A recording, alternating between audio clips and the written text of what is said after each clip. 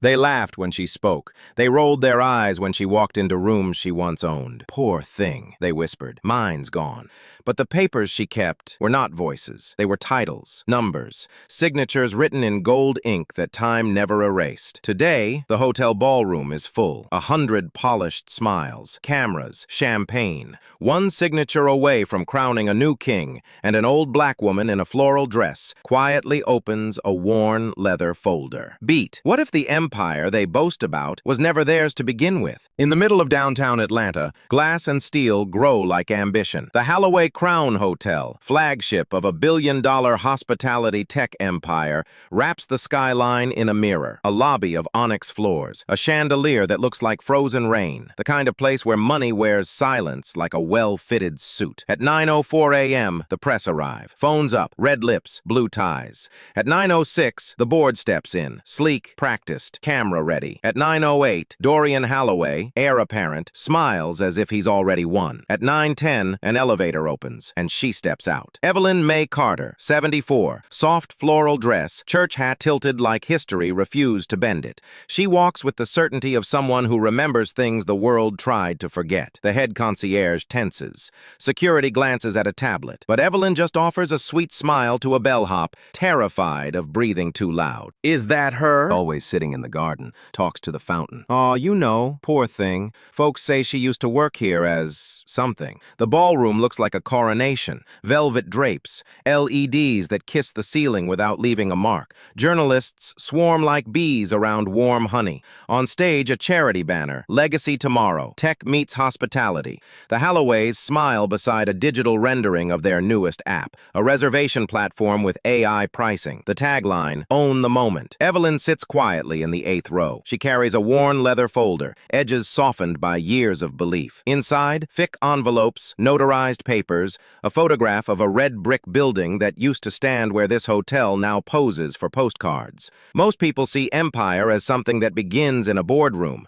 They forget it begins as dirt, as sweat, as a deed passed hand to hand by folks who were told they shouldn't read what they signed. Granddaddy said, "Land ain't loud, but it don't forget your name if you write it right." Evelyn's family wrote it right. A parcel of land, 7 lots, bought, defended, taxed. A boarding home run by her grandmother for travelers colored only, back when the road map of America had holes and hatred between mile markers. Guests would sign their names in pencil, like they were afraid the country might erase them. Her father died young. Her mother taught in a school with no heat. Evelyn saved receipts in jars, dates, numbers, names, the kind of records that look boring until the day they become thunder. Today, we announce Holloway Crown's next chapter. We're going public. We're building a platform that doesn't just book rooms. It learns you, anticipates you, serves you. Our grandfather built a brand. We will build a future. Evelyn leans forward. Her hands tremble, but not from fear, from the weight of waiting long enough to see a seed become a skyline. She glances at Lena, a young black journalist with braided hair and an eye for tremors. Their eyes meet. Lena frowns, curious. The world tells stories, but paper tells truth. On Evelyn's lap sits a brittle 1958 tax receipt. Next to it, a 1961 deed with a name the Holloways avoid in interviews, Carter. And tucked inside a plastic sleeve, a quiet line of text most folks would skim past. Reversionary clause. In the event of redevelopment, some promises don't die. They bide their time inside a sentence. Crowd dispersing. Security murmurs. Harmless. Let the press finish. She wanders. Why is she here again? Evelyn's eyes soften, like she can hear them from across the years. They think she's a ghost, but ghosts don't carry notarized signatures. Phone buzz. Email notification ping. Lena, the journalist, checks her phone. A leaked attachment pings her inbox from an unknown sender. Crown parcel. Historical exceptions. She looks up at Evelyn. Evelyn nods once. The kind of nod that says, you're not imagining it. A rumor just learned how to print itself. At 10:31 a.m., the brunch level floats above the city like a promise. Frosted glass, white orchids, the clink of wealth making itself normal. To cameras, we honor the legacy of the Holloway family. Evelyn enters quietly. A waiter moves to block her path, then stops. Something about her eyes arrests him, a steadiness learned from decades of moving through rooms that pretended not to see her. Baby, I'm just looking for a seat. The waiter nods, points to a small table in the corner. Evelyn sits, folder on her lap. She studies Dorian. He studies headlines in his mind. To board. Post-announcement, I want the IPO roadshow booked by quarter's end. No surprises. Surprises prefer the end. land. They like a crowd. Lena approaches Evelyn, casual, like she's not breathing faster. Ma'am, do you know anything about the Crown parcel exceptions? Someone sent me. Evelyn smiles, warm as Saturday morning light. She opens the leather folder. The room doesn't notice, but the story does. Inside, a 1972 letter from a Holloway attorney requesting a temporary occupancy agreement from the Carter family while demolition plans were under review. A consent form with Evelyn's mother's signature, notarized, but with conditions. The Carter family retained a reversionary right and profit participation in any redevelopment on parcels A through G.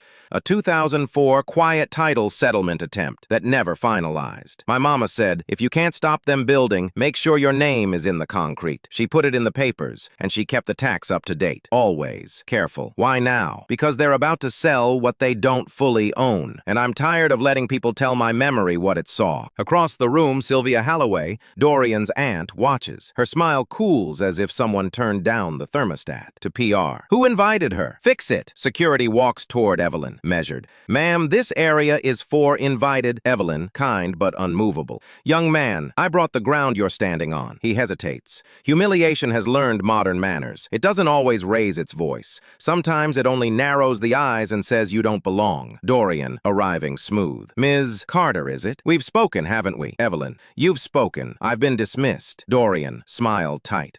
I'm sorry if there's been confusion. Our records show all claims were. Evelyn, settled? No. Deferred. That's the word your grandfather used. Deferred until final redevelopment use and public listing. Dorian's jaw flickers. Mr. Holloway, on record, does the family acknowledge any Carter claims on parcels A through G? PR director cutting in. No comment, and this brunch is closed to press. Lena, then open it to truth. Narrator, the room shifts. Money hates when anyone says the word truth too loud. Narrator, Evelyn reaches into the folder again, pulls out a cassette tape, labeled in blue ink, Holloway, 1976, agreement. A tiny USB converter peeks from her purse. Evelyn, your grandfather asked my mother to keep our consent quiet. Said the city wouldn't move right if they knew we still had a stake. He cried on this tape, apologized for his father. Narrator, a hush pulls tight over the orchids. Sylvia, sharp whisper, Dorian, get her out, now. Dorian, lower, careful, cameras, because now there are cameras. Phones lifted, micro suspense flash. A live stream begins, unnoticed by PR. The comments crawl. Who is she? What's going on? Carter's? If history had a favorite trick, it would be memory loss. Not by time, but by convenience. Security, gently firmer. Ms. Carter, let us provide you a private room. Evelyn, baby, privacy is where they erase us. No thank you. Tightening. This is how tension rises. Not with a scream, but with the steady approach of people trained to smile while they move you away from your own name. At 11:12 a.m., the ballroom doors close for the shareholder briefing. Invite only, but whispers leak like air from a tire. A legal counsel whispers potential exposure. A banker whispers material risk. A cousin whispers crazy. Evelyn stands at the back of the room. She isn't invited, yet somehow people make space. The old floral dress becomes a kind of lighthouse. Folks drift toward it without meaning to. Before we proceed, we've received an allegation. Not an allegation, a record. The screen fills with a scanned map. Parcels A through G, the footprint of the Holloway crown. Beside it, reversionary clause. Typed, crisp. Upon redevelopment, the Carter Family Trust retains a 30% equity participation and a majority say over operating lease renewal upon any public listing or sale event. The room inhales. Someone coughs as if money just went down the wrong pipe. This is taken out of context. The clause was superseded. Show the signature page, baby. The signature sits like a witness who refuses to forget. Nathaniel Holloway, 1976. 2 witnesses. County seal. Then a 1999 memorandum acknowledging the clause remains pending, subject to title cure. Then a 2014 refinancing listing the parcel as encumbered by legacy rights.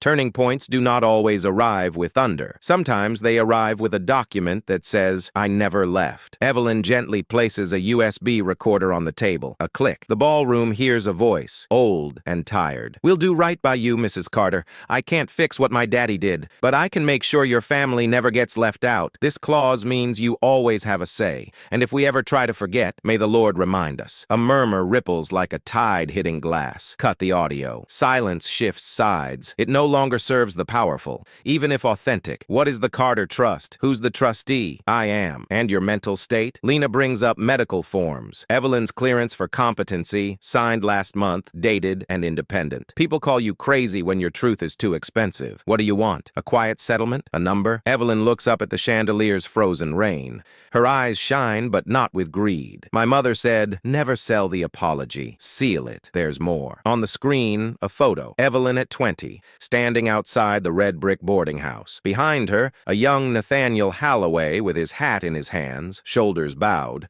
his apology preserved by a camera that didn't know it was witnessing a contract. This is the moment a story changes its narrator. If this clause is valid and the tape confirms intent, the Carter Trust not only retains 30% equity, it holds majority say over operating lease renewal upon public listing, which means any IPO requires their approval. The room freezes. Graceful panic. Evelyn closes the folder. The last document remains unseen. At 11:59 a.m., the hotel ballroom became a courtroom, not one of law, but of memory. On one side, a family name polished to a shine. On the other, a name carried through eviction notices, utility bills, and Sunday prayers. The lawyer cleared his throat and said, Miss Carter, even if the clause stands, you're owed equity, not ownership. The Halloways still control. Evelyn looked up, her voice calm but unshakable. Who told you that? She lifted the final envelope. The paper inside was newer, cream white, crisp. She handed it to Lena, who slid it beneath the document camera. The screen filled with a trust amendment from 2015, signed by Nathaniel Halloway shortly before his death, and countersigned by the Carter Trust. The words on the screen were simple but devastating. In recognition of services rendered, land contributed,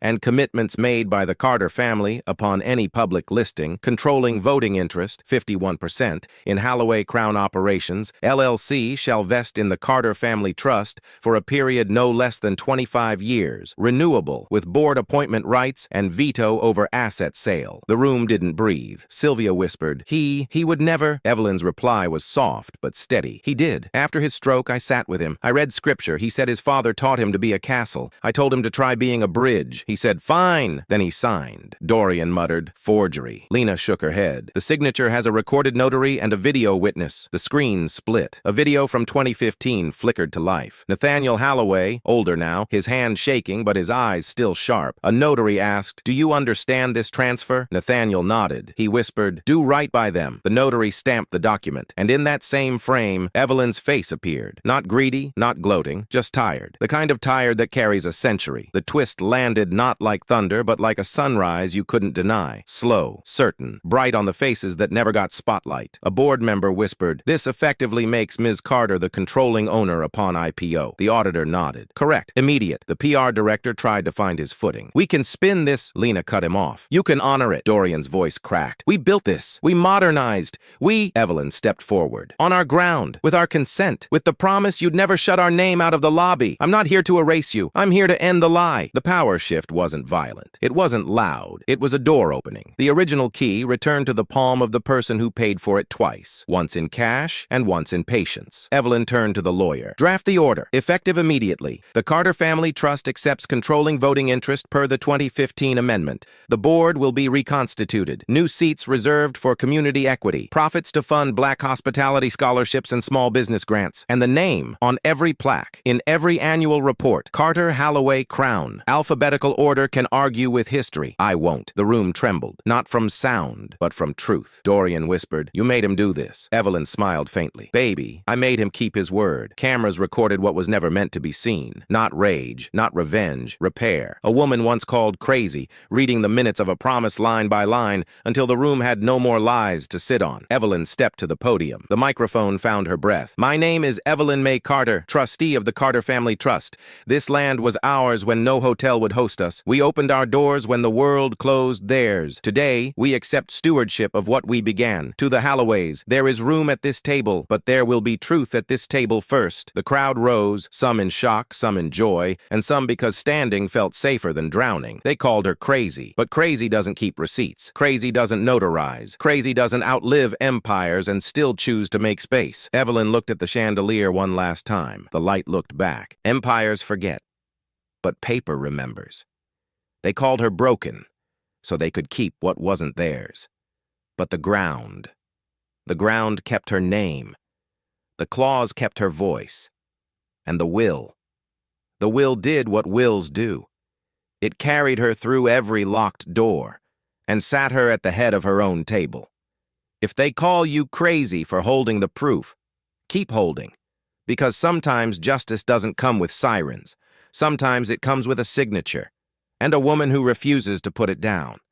The world might crown a thief, but the deed always knows its owner.